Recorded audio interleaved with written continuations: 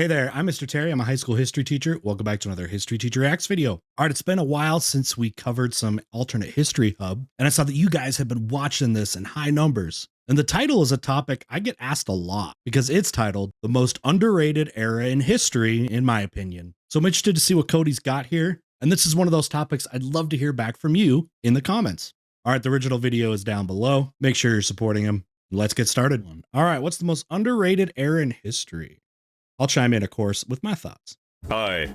Every guy has their favorite era of history. Like, you got your World War II buffs, the Civil War enthusiasts, maybe you love the medieval era, or Shogun Japan. And we all know how often men think about ancient Rome. If you're an American, then there's a general idea for how Western history is kind of gone. Let me know if this sounds familiar. First, just start off with ancient Egypt, or Greece, then Rome. Move on to the fall of Rome, then the Dark Ages, maybe some Vikings. Next are medieval times, then the Renaissance, and then on to Columbus, then the Pilgrims, all culminating with the founders and the start of real history, which is, of course, the United States. You know, the interesting thing about that is that's historically been such the typical pacing of world history classes, especially in the United States, that we're only now finally starting to break that apart because it is such a linear progression that only just goes through Western history, right?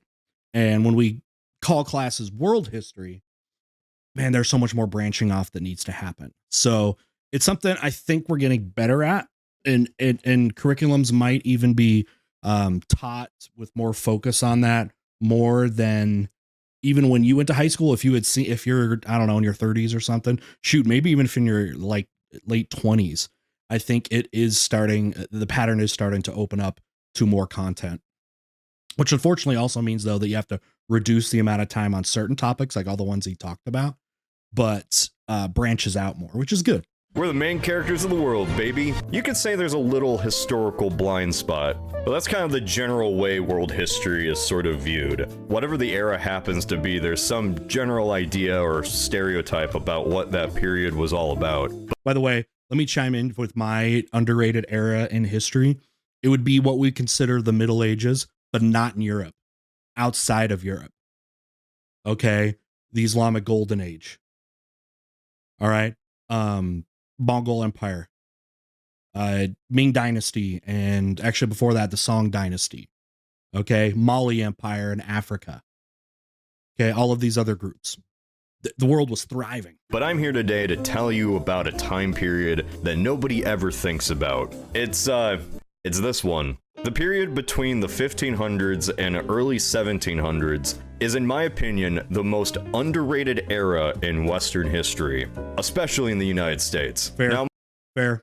That was, I would say, coming out of college, and then even going up until I started teaching AP World History, that was a blind spot, even for me as Westerner, where it's like you had Renaissance, and then you just like skipped all the way to French Revolution, I guess.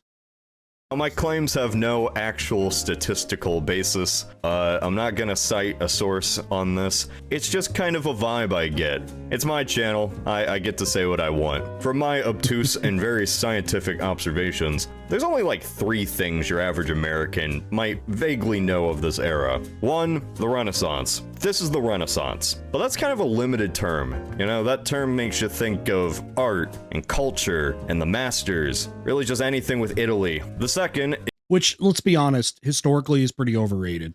Okay, we're going to spend, it's like, because we went through most of history up to that point talking about huge influential things that changed the course of history, right? And all of a sudden it's like, boom, here's an art lesson from a time period. Look, they're now making depth in art with perspective. Okay, big whoop, who cares, right?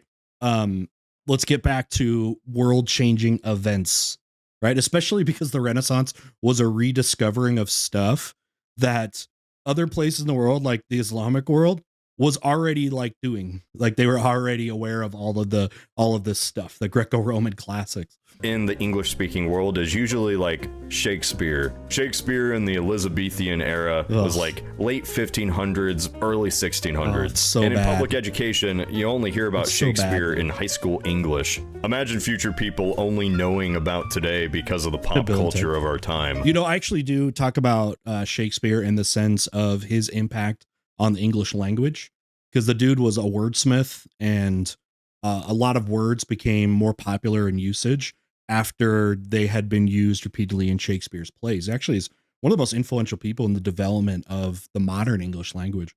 There is one major thing Americans know about this era, one that is just kind of drilled into you at a young age, and you know what it is: pilgrims. Pilgrims and Thanksgiving and Pocahontas. Anything after Columbus and before the Revolution can really just be lumped together into this vague category of pilgrims. And all this stuff that actually is not true about the Pilgrim story and the settling of North America, which just went down in like folklore. What's kind of funny is that in public education, at least, the 1500s to early 1700s is kind of in this weird limbo. Like, you just stop learning about anything that goes on in Europe once the Pilgrims actually come over here. Literally anything else across the pond is just never mentioned until the French Revolution.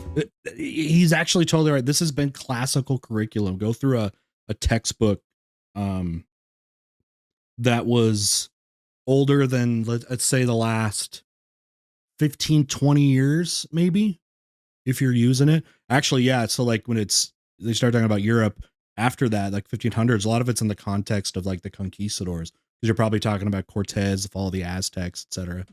But back in Europe, like, things were still happening. A lot was happening. He's totally right, by the way, how stuff has been traditionally taught. The term for this period is the early modern period. It's not the most attractive name, but it's pretty accurate to what it was. This was a transition period when Still the medieval world changed into one that created the conditions for what we would call modern Europe. Wars lasted 30 years, fashion looked like this, borders looked like that, and the medieval world clashed and adapted to new technologies that were never seen before. Gunpowder, cannons, muskets. That's a whole lot of words just to say, I like the knights with guns. This era was dominated by what is now called pike and shot warfare. You know ancient Greece? You know how they used the phalanx? That was the unstoppable tactic of its day. Before the Romans put a swift end to all of that. Poor predictable freaks always takes phalanx. Good old phalanx. Nothing beats that. Afterwards, using big spears was kind of out of fashion through the Empire era to medieval times, all until the Swiss began to form up in a square with pikes. Technically, the Scottish thought of it first, but that didn't really end up well for them. The pike square was a solution to a problem, and that problem was the horse. Throughout the medieval era, cavalry had been dominant on the battlefield, with infantry lacking any real means to defend against it. That was, until the pike square. Bunch of soldiers, very little training, take a big ol' stick and put it out in front. Spain's empire, in part, was built from dominating with the pike and shot, as they introduced the shot. Musketeers on the flanks of the square that could give the formation some ranged attack. You actually saw early muskets as early in Spain as the Reconquista in the 1400s. Now, understand, those weapons sucked then, but they still had an impact of some sort. Not the biggest of all the different ways you would fight in the 15th century. And also would retreat inside the square when need be. And I absolutely love the muskets at this specific time. At first, they weren't even technically muskets. The early muskets required a stick to aim and a wick to fire, as it was too unwieldy to prepare and aim with two hands. Hey, but they're loud. They can mess up horses and disorient stuff, and they're smoky. They had more of an intimidating factor, I think, than anything. This was gunpowder warfare in its absolute infancy, a technology so young that it was seen as black magic by its contemporaries. Didn't really help their case that they had their own guilds and protected their secrets. So yeah, they did kind of look suspicious. This period's so neat to me because while guns do still exist, tactics are still with swords and spears. cavalry, for some reason, decided to adopt guns too. So for a brief while, cavalry no longer did the whole charge thing. It would just circle outside the Pike Square and shoot occasionally with pistols and blunderbusses, mobility still, which is just kind of hilarious. This is like if you just clashed together a bunch of unrelated tactics and technologies. Pike formations like the Greek phalanx, guns that were crafted by hand and treated as specialists, and cavalry that shot using pistols in full armor. Technically not knights, but it's close enough. Yeah, I was gonna say, the knights basically ended with, I mean, in a couple ways. Like gunpowder did basically end knights.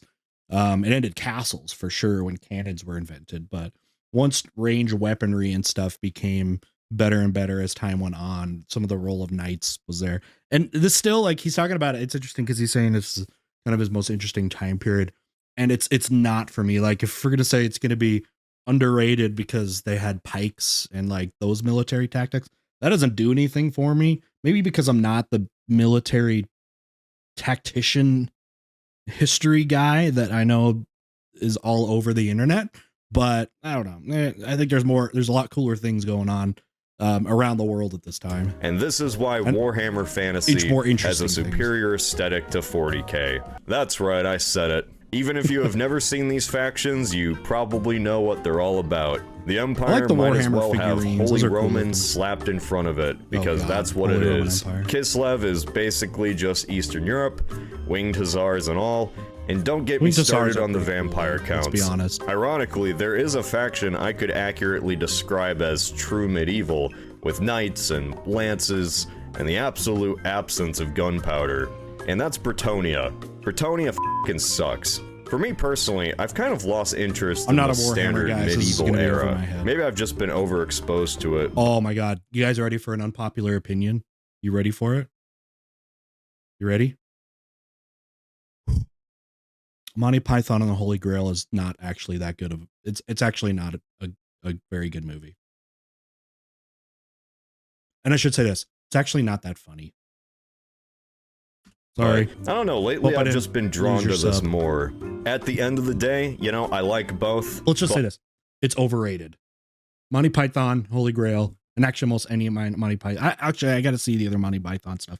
But Holy Grail, overrated. Sorry. But one side has really goofy hats, and I like goofy hats. The hats don't make any sense in warfare. You know, it's kind of tasteless to say that certain wars were neat and cool, considering a lot of people died. Sorry, I don't know, what's the rule on that? After a few centuries, I think you can say that, right? It's fascinating, at least. Fascinating because pike and shot was just this anomaly in warfare. It can't really be compared to anything else. The states we're familiar with in many parts did exist, assuming you weren't in the Balkans, I guess. And what's cool about— I think the 1600s maybe like my weakest century in a lot of ways. I teach it, you know what I mean, some major stuff, but like you go through it so quick, and you go from 1500s to the 1700s, 1600s. Anyone else feel that way, that you have like a big hazy, when you, I don't know, hazy recollection when you think about the timeline of history? The 1600s, to me, the first thing that comes to mind is like Dutch trading post empire. I mean, for real. And then it's just like, hey, there's some other stuff kind of going on. All right, whatever. Then all of a sudden the 1700s ramps up.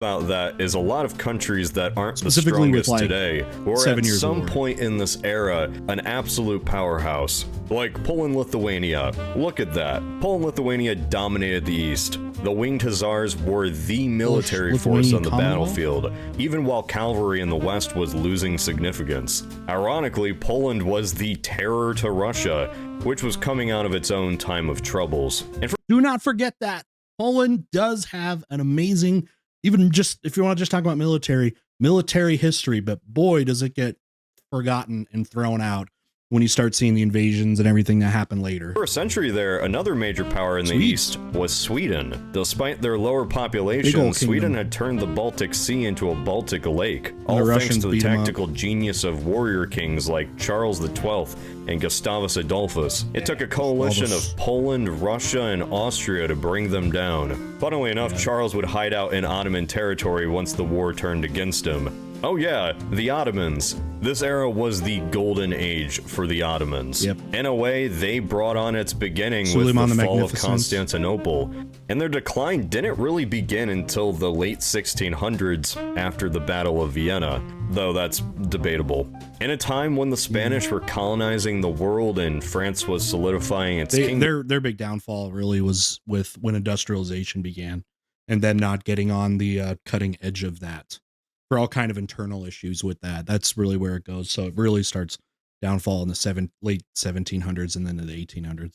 The Balkans just remained under Ottoman control, unable to gain independence until the 19th century. And it makes sense why. I mean, look at that. In the 17th century, the Ottomans controlled land from Vienna to the Persian Gulf, and from Mecca to Tunisia, almost half of the Mediterranean and pretty much the entire Black Sea. When you look at it, it's basically what like the Roman Empire, Byzantine Empire was under Justinian. I mean, it looked just like that. Were either tributaries or directly in their control. It really is insane that there was even a Battle of Vienna to begin with, when you just remember where Vienna was on a map. Even crazier that it was the second time. The Austrian Habsburg rivalry with the Ottomans was really something. Like, in the span of 250 years, they fought like 14 wars, which in hindsight is actually quite ironic considering how the two would fight side by side with one another in their very last war. Russians. It's kind of poetic. Speaking of that was always an interesting one when I would learn about that Balkan Wars and just like especially on the British perspective, because the British especially have this history of like working with a bunch of different people that they wouldn't work with before, or like didn't work with later. And I know with this conflict, it was like Russia has got to be kept in check. We need a balance of power, right? They would say that, which basically just means they don't want anybody to be bigger than the British, which would be saying a lot in this era. Essentially, the last war, British Ukraine. What we think of as Ukraine during this time was controlled by, well, nobody. Well, technically Poland, but it was just on a map. This was an actual no man's land in Europe. The collapse of the Golden Horde centuries before created a power vacuum. The flat plains were roamed by Crimean Tatars, who frequently raided Slavic lands to enslave and plunder. This only got worse with aid from the Ottomans, considering the Ottomans were buying those slaves. This land was simply called the Shirmeh system. Ottomans don't enslave others. The Ottomans don't enslave Muslims because they're an Islamic empire. So theirs in this territory especially came from Europe. And then if you know, a lot of them got converted into super soldiers, the Janissaries. Called the Wild Fields for a time. A vast plain of grasslands ruled by nobody, settled by nobody, where the only people that would venture into this land were tough settlers, nomads, or criminals who wished to get away from jurisdiction. Sound familiar? This is where we got the Cossacks. I just find it fascinating that a part of Europe was unsettled for so long that a lot of the settlements there are just as young as cities in the United States. Hey, speaking of dysfunctional states, the Holy Roman Empire. The HRE gets made fun of a lot. And yeah, I get it. It was a mess. Just an absolute fake empire. LARPers. Absolute mess. But those flaws are why I love it. Like how people love the deformed squish face of a pug. All of this was just divided into assorted lands between minor lords. I don't even like looking at a map of the Holy Roman Empire. Like, ugh. It's hard to look at. Like lords, major lords, independent cities, grand duchies. It was horrible. They started making but it somehow lasted 1,000 years. Germany in general was just the worst place to be during this time. Like we had the 30 Years' War, Protestant Reformation, general famine. Soldiers committed vast war crimes dressed like this. It was a wild time. Charles V is kind of the embodiment of this entire era. He was the sovereign over territory that we can't even fathom today being a part of the same region or government. And for the most part, the largest wars were fought with paid mercenaries. The very concept of a professional soldier was kind of strange. Mercenaries. Most people are peasants. And if you're a peasant, you can't be, and by far the majority of people are peasants in Europe still at this time. You don't have time to be a professional soldier. Had always existed, but they were on the sidelines. But now an average man could be paid to be a soldier as a career without being a lord or owning any land. So you had to be before like knights, all came from noble families. Ethical questions. Like, at least in the US, being a soldier is seen as a whole thing. But in times like the 30 Years' War, a soldier was someone paid by your local lord just to protect his interests. Right. Even if those interests were aligned with yours religiously, like being a Catholic, the fighters themselves were still distrusted and not really liked. This is probably because if the lord didn't pay them, they'd rampage through the countryside. This was a transition period. There were still kinks to figure out. Too bad the Holy Roman Empire never figured out those problems. So yeah, in this era, we saw the Swedes, the Poles, the Spanish, and the Turks all at their height. And really the ones who would come to dominate the coming centuries were still getting things figured out. Hell, England executed their king and didn't have one for a decade. There is so much I can't even get into. Like, this whole era was during what was called the Little Ice Age, so temperatures were colder than usual, and winters were harsher. Many theorize that that was what drove this period to have such conflict. Historian Hugh Trevor Roper even deemed a portion of this the general crisis because of how many revolts and wars were ongoing in Western Europe. Everything I just said, because you're gonna get famine, displacement of people, environmental effects also drive history. Throughout this whole video can be dissected a million ways. So consider anything I said just riddled with asterisks. Like the 30 Years' War. Sure, it was a conflict driven by religion, but it was primarily politics and noble squabbles. Well, it's because, well, at this time, this is late Reformation, or post-Reformation, I guess you could say. Religion and politics intertwined because they've always been intertwined, especially in a place like the Holy Roman Empire, which got its status by its alliance with the church. When you have your justification of your authority based off of your religious beliefs, they are, again, intertwined. So if you're like the Holy Roman Empire and you have people breaking away from the Catholic Church and, becoming Lutheran states or whatever else is going to be there, you lose your authority. And if you lose your authority, you lose your, justification to rule. So it had always been tied up that way. So yeah, very political, political, religious. It's inseparable at this time. The Ottomans were a constant threat to the Habsburgs, but so were the French, and the French sometimes even allied with the Ottomans to get at Austria. This was an exception to the rule, though, and everyone hated the French for doing this. The entire point of this video is that I think this era is incredibly underappreciated, and while it's crude to mainly point at the war, I think because it's kind of hard to study. I think it's not simple. People like stuff to learn things that are simple, that you can research quickly, understand the causes and effects, but like that's so complicated in this era.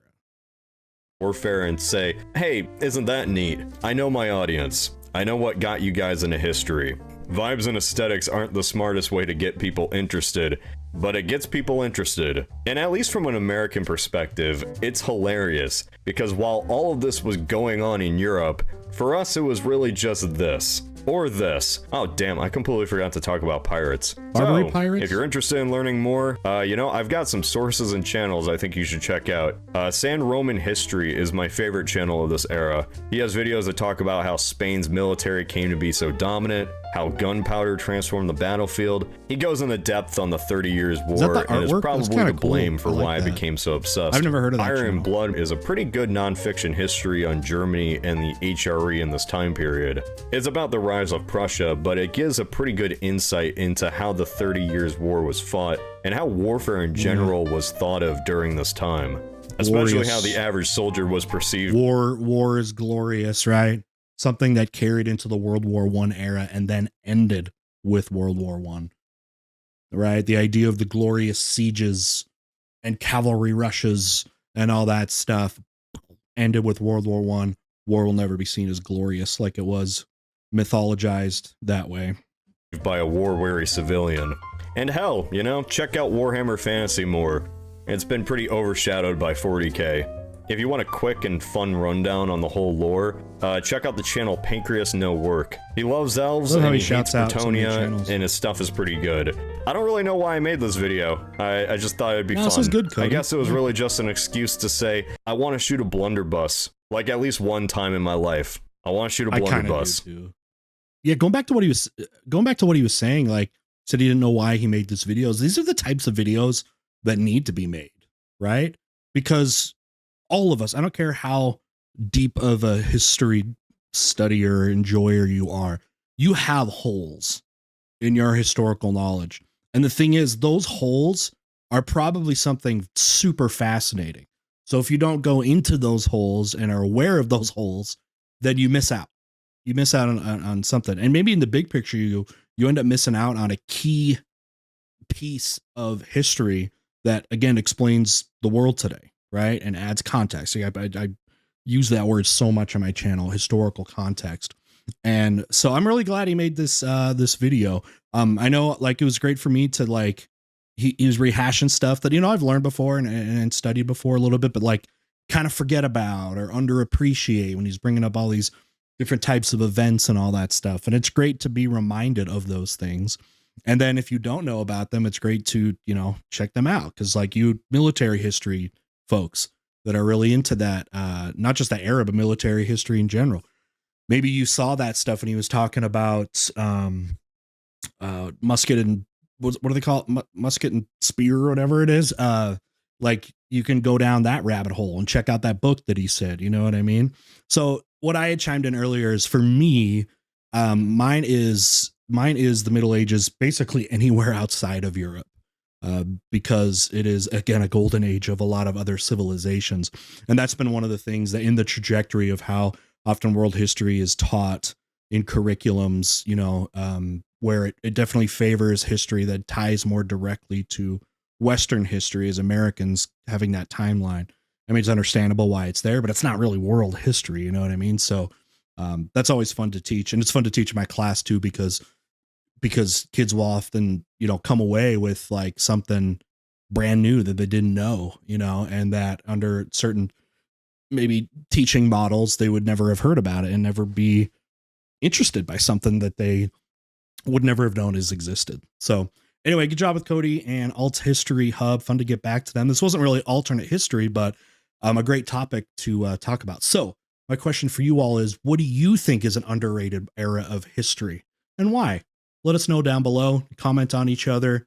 Have some fun down there. We'll see you all next time.